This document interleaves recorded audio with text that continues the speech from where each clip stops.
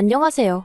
돈이라면 사족을 못 쓰는 어머님과 똥인지 된장인지 분간도 못하고 날뛰는 시동생 때문에 시댁과 절연하게 된 30대 여성입니다. 남편과는 같은 직장에서 선후배 사이로 지내다 가까워졌어요. 남편이 제 사수였는데 저희 회사는 1대1로 선배가 붙어서 후배 직원의 업무를 봐주는 식이었거든요. 그런데 남편이 어찌나 엄격하던지 정말 눈물 콧물 쏟아가며 일을 배웠습니다. 그때는 신입인 나한테 이렇게까지 할 필요가 있는 건가 싶어서 얼마나 서운하고 속상했는지 몰라요. 오죽하면 저렇게 성질이 더러운 사람이 어딨을까 싶어서 저런 남자랑 연애하는 여자는 정말 고생하겠다고 아주 똥 밟은 거라고 생각했다니까요. 그런데 그렇게 반년 동안 호되게 일을 가르쳤던 게 다 이유가 있었더라고요. 저와 남편은 당시 마케팅 부서에 소속되어 있었는데 마케팅 부서가 하는 일들 대부분이 사실 얼마나 타이밍을 잘 맞추는지가 중요하거든요. 그래서인지 실제로 부서 내 대부분의 직원들이 시간에 예민하고 마감 기한도 정말 중요하게 생각했지요. 그리고 저보다 3년 먼저 회사를 다녔던 남편은 이런 점들을 일찍이 깨우치지 못해서 제 발로 나가거나 회사에서 내쫓기는 신입 직원들을 심심치 않게 봤던 모양입니다. 그래서 자기 딴에는 아쉽기도 하고 측은한 마음도 들어서 도와준다는 생각으로 그렇게 독하게 굴었던 거라고요. 제 수습 기간이 끝난 이후로는 남편과 저는 직장 내에선 좋은 선후배 사이로 퇴근 후에는 좋은 오빠 동생 사이로 지내게 되었어요. 물론 이건 제 생각이고 사실 남편은 언젠가부터 계속해서 저와 만나보고 싶다며 몇 번이고 저에게 고백을 해왔답니다. 하지만 회사에서 사내 커플을 어떻게 생각할까 걱정도 되었고 젊은 남녀가 사귀다 헤어질 수도 있는 건데 그걸로 괜한 구설수에 오르내리진 않을지 걱정이 돼서 제가 계속 밀어내고 있었네요. 하지만 4년이란 시간이 흐르도록 한결같은 남편의 모습에 결국 제가 마음의 문을 열게 되었지요. 사귀는 동안 저희 두 사람 사이에는 정말 작은 말다툼조차 없었을 만큼 모든 것이 원만하게 흘러갔어요. 직장에서 매일같이 보다 보니 특별한 데이트를 자주 하고 그런 건 아니었지만 오래된 연인처럼 편안했달까요. 그리고 3년 후 저와 남편은 누가 먼저 결혼 이야기를 꺼냈던 건 아니지만 당연하다는 듯이 자연스러운 수순처럼 결혼 준비를 해나가기 시작했습니다. 본격적으로 결혼에 관한 이야기를 주고받으면서 서로의 가정 형편과 재정 상황을 오픈했어요. 일단 가정 형편부터 이야기를 하자면 저희 친정은 평범해요. 작지만 사업을 하시는 친정아버지와 전업주부이신 어머니 그리고 저와 언니까지 화목한 네 식구이지요. 돈을 쌓아놓고 살 만큼 부자는 아니었지만 그래도 경제적으로 궁핍해본 적은 없습니다. 배우고 싶은 거, 먹고 싶은 거 대부분을 해봤기에 스스로 유복한 환경에서 자랐다고 생각하고요. 반면에 남편의 집안은 경제적으로 넉넉한 상황은 아니었어요. 특히나 건설 현장에서 일하시던 아버님은 몇 년 전 사고로 한쪽 팔을 못 쓰게 되셨는데 그로 인해 남편에게 많은 책임감이 부여된 상황이었달까요. 그렇다 보니 남편과 제가 서로 경제 사정을 오픈했을 때 솔직히 좀 놀랐던 게 사실이에요. 저도 어느 다른 또래 여자들처럼 꾸미기도 좋아하고 그렇다 보니 아주 악착같이 돈을 모으지는 못했습니다. 그래도 그때가 제가 직장 생활한 지 7, 8년쯤 되던 시기였는데 1억 정도 들고 있었거든요. 그런데 남편은 저보다 기간도 길었는데 7천밖에 없다고 하더라고요. 7천이 물론 적은 돈은 절대 아니지만 아무튼 제가 조금 당황했었답니다. 이후로 저희는 양가의 도움 없이 결혼 준비를 시작했어요. 원래부터 그럴 생각은 아니었는데 남편이 애시당초 시댁에다가는 아예 손을 벌릴 생각이 없더라고요. 그래서 저도 친정에 별다른 이야기를 하지 않았고 자연스럽게 두 사람이 모은 돈으로만 준비하게 된 거였지요. 그런데 이 상황을 알게 되신 친정아버지가 형편되는 사람이 좀 더 낼 수도 있는 거라면서 먼저 선뜻 5천만 원을 보태주시대요. 그렇다 보니 제가 거의 2배를 해가는 상황이 된 거고요. 하지만 남편과 제가 모은 돈을 다 합쳐도 2억이 되지 않다 보니 서울에서 아파트를 사기엔 턱없이 부족했어요. 그래서 제가 먼저 대출 이야기를 꺼냈습니다.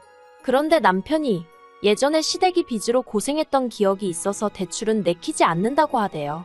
그래서 상의 끝에 대출을 받되 제 이름으로 받고 대신 아파트도 제 명의로 하게 되었습니다. 몇몇 친구들이 그러다 이혼이라도 하게 되면 그 빚을 다 어떡하려고 하냐며 걱정을 해주긴 했는데 영끌 수준도 아니었고 제 나름대로 계산해봤을 땐 충분히 감당할 수 있겠더라고요. 아무튼 여러 가지로 남편과 원만한 합의 끝에 내린 결정이었네요. 하지만 식을 코앞에 두고 어머님께서 집이 제 명의로 되어 있다는 사실을 아시고는 크게 화를 내셨습니다. 어떻게 그런 중요한 계약을 제 이름으로 할 수가 있냐고요. 어머님께서도 제가 남편보다 결혼 비용을 더 많이 부담하는 걸 알고 계셨는데 그런 식으로 화를 내시니 솔직히 많이 당황스러웠어요. 그래서 조심스레 다시 전후 사정을 설명드렸네요. 하지만 어머님이 보여주신 태도는 한마디로 어이가 없었습니다. 명의와 돈은 별개의 문제라는 알 수 없는 말씀만 반복하셨거든요. 그리고는 급기야 저더러 이제라도 남편 명의로 바꾸던지 하다못해 공동명의라도 하라며 화까지 내시더라니까요. 그런 어머님의 모습에 놀랐지만 저는 저대로 그렇게는 못한다고 끝까지 버텼고요. 결국 남편의 중재로 정말 어머님과 끝장을 보는 일은 없었지만 식도 올리기 전에 어머님과는 사이가 완전히 틀어져 버렸네요. 이후로 어머님에게는 정말 며느리로서 도리만 했습니다. 명절이나 생신 때 찾아뵙고 그게 전부였어요. 다만 남편의 부탁으로 어머님 아버님께 매달 생활비 명목으로 50만 원씩 보내드렸네요. 그것도 드리지 말라는 친구들이 있었지만 이건 제가 어머님 때문이 아니라 편찮으신 아버님과 남편을 생각해서 드리는 돈이었지요. 그리고 아무튼 그렇게 1년쯤 지났을 때였습니다. 언젠가부터 자꾸 피곤하고 아랫배도 아프고 그래서 병원을 찾게 되었는데 거기서 생각지도 못한 이야기를 듣게 되었어요. 악성은 아니지만 제 자궁에 혹이 있다는 말이었지요. 막말로 죽을 병은 아니었지만 이제 막 아들 하나 딸 하나 낳아서 남편과 저 둘만의 가정을 꾸려나갈 꿈에 빠져있던 저에게는 무척 충격적인 소식이었네요. 그래서 남편과 상의 끝에 일단은 회사를 관두고 건강관리에 집중해보기로 했습니다. 그런데 이 소식이 저희가 생각했던 것보다 훨씬 빨리 어머님 귀에 들어갔어요. 얼마 전 시동생이 남편에게 돈 좀 빌려달라며 연락을 해왔었는데 그때 남편이 이제 저도 회사 관둬서 여유가 없단 식으로 둘러댔다고 했거든요. 자기 나름대로 입단속을 시켰다고 했는데 아무튼 그래서 어머님이 저와 남편을 호출하셨습니다. 숨긴다고 숨겨질 일도 아니고 결국 이런 순간이 올 거라고 생각은 했지만 싫은 소리 들을 걸 뻔히 알고 있었으니 정말 울며 겨자 먹기로 시댁에 갔네요. 어머님께선 저에게 몸은 어떻냐, 아프지는 않냐 그런 말씀은 한마디도 하지 않으셨습니다. 대신 저더러 결혼할 때 돈 좀 더 해온 거 가지고 어지간히 생색을 내지 않았냐며 꼴 좋다 하셨지요. 대출도 네 명의로 받아서 네가 갚는다고 큰 소리를 치더니 이제 불쌍한 당신 아들만 지 명의도 아닌 집구석 대출 갚아주느라 허리가 휘겠다는 말과 함께요. 그러면서 저더러 처음부터 이럴 작정이었냐입니다. 잘난 남자 하나 물어가지고 집구석에 들어앉을 생각이었냐고요. 듣는 내내 정말이지 어디서부터 어떻게 반박을 해야 할지도 모르겠더라니까요. 그런데 그때 남편이 먼저 어머님더러 무슨 말씀을 그렇게 하시냐며 큰 소리를 냈습니다. 어머니더러 대출을 갚아달라고 한 것도 아닌데 왜 당사자인 자기도 가만히 있는데 어머니가 이렇게 유난이시냐고 쪽팔린다고 성질을 내더라고요. 하지만 어머님께선 그런 남편에게 너가 순에 빠져서 등신같이 당하고도 모르는 거라나 아무튼 막말을 퍼부으시고는 저더러 이제라도 가서 공동명의로 바꾸랍니다. 돈은 당신 아들이 벌어오는데 왜 네가 집을 꿰차고 있냐면서 저더러 양심도 없냐면서요. 거기다 낄 자리 안 낄 자리 분간도 못하는 시동생까지 어머님 편이라고 나서서는 저 같은 여자 만날까봐 저같이 어떤 여자가 자기한테 빨대 꽂을까봐 자기가 장가를 못 가겠대나 말 같지도 않은 소리를 하고 앉았더라니까요. 참고로 저희 시동생, 남편 동생이라서 제가 말을 아껴서 그렇지 대학도 중퇴하고 이후로 어머님한테 용돈 받아 쓰는 인간입니다. 무슨 공부라던가 취업 준비를 하는 것도 아니고 길거리 캐스팅으로 연예계에 데뷔하겠다며 맨날 부자 동네 남의 동네 가서 어슬렁거리는 게 일과인 한심한 인간이지요. 고등학교 때 같이 친하게 지내던 친구들 중 2명이 지금 잘 나가는 연예인이긴 해요. 그런데 시동생은 학창시절 자기보다 못했던 애들이라면서 매번 까내리기 바쁘고 아무튼 제가 보기엔 30살이나 돼서 왜 저러고 사나 싶고 한심하기 짝이 없었네요. 그런데 그런 시동생이 갑자기 나서서는 저 같은 여자를 보고 남편한테 기생하는 기생충이라고 하는 거라나요. 그리고 그때였습니다. 남편이 진짜 당장이라도 시동생을 한 대 때릴 기세로 말 조심하라고 한마디 하더라고요. 그러자 시동생이 남편더러 형도 정신 좀 차리라면서 지방으로 도망을 가대요.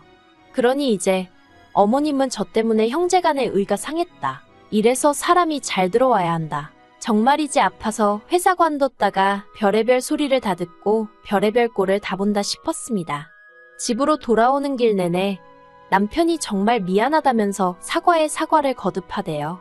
하지만 남편이 사과를 했다고 해서 제 마음에 남은 상처가 바로 사라지지는 않았어요.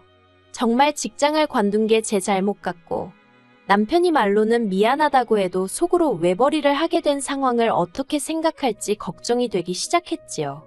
그래서 결국 며칠 후 친정어머니께 어머님으로부터 들었던 폭언들 중 일부만 털어놓았습니다.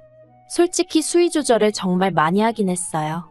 있는 그대로 다 말하면 집안 대 집안으로 싸움 날 것 같았거든요. 그리고 제 이야기를 들은 친정어머니께선 이래서 여자도 항상 비상금도 만들어둬야 되고 그런 거라며 아버지와 상의해 보시겠다 하시대요. 그리고 한 달쯤 지났을 무렵 친정어머니께서 저에게 서류 하나를 건네주셨습니다. 바로 어머니가 가지고 있던 상가의 등기부등본이었지요. 저는 이런 건 필요 없다고 건강만 회복하면 바로 다시 직장을 찾을 거라고 몇 번이고 손사래를 쳤어요. 하지만 친정어머니께서 하시는 말씀이 이런 거라도 하나 쥐고 있으면 시어머니가 뭐라고 한들 시쳇말로 너는 떠들어라 하고 넘겨버릴 수 있답니다.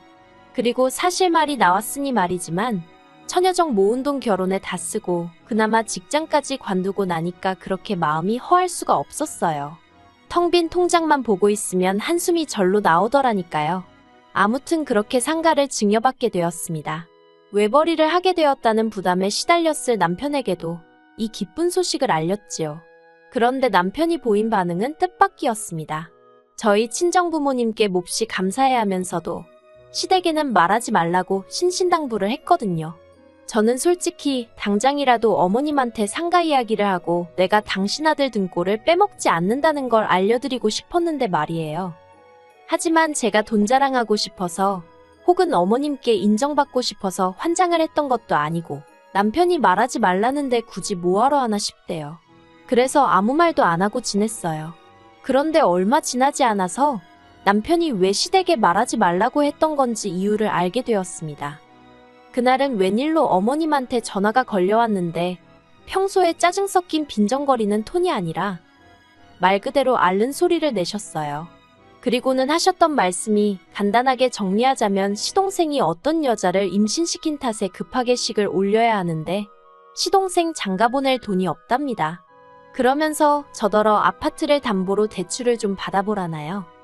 어이가 없었지요. 그리고 동시에 왜 남편이 어머님한테 상가 이야기를 하지 말라고 했는지 바로 납득이 되대요. 그래서 일단은 대출은 못 받는다고 했어요. 마음으로는 1,000만 원은 해줘야겠다 생각했지만 1,000만 원 얘기하면 2,000만 원 말씀하실 분이셨기에 따로 입 밖에 내지는 않았던 거예요.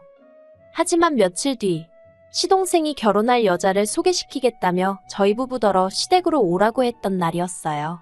솔직히 시동생에 대한 감정은 좋지 않았지만 결혼 자체는 집안의 경사스러운 행사이니 그런 티를 내지는 않았네요.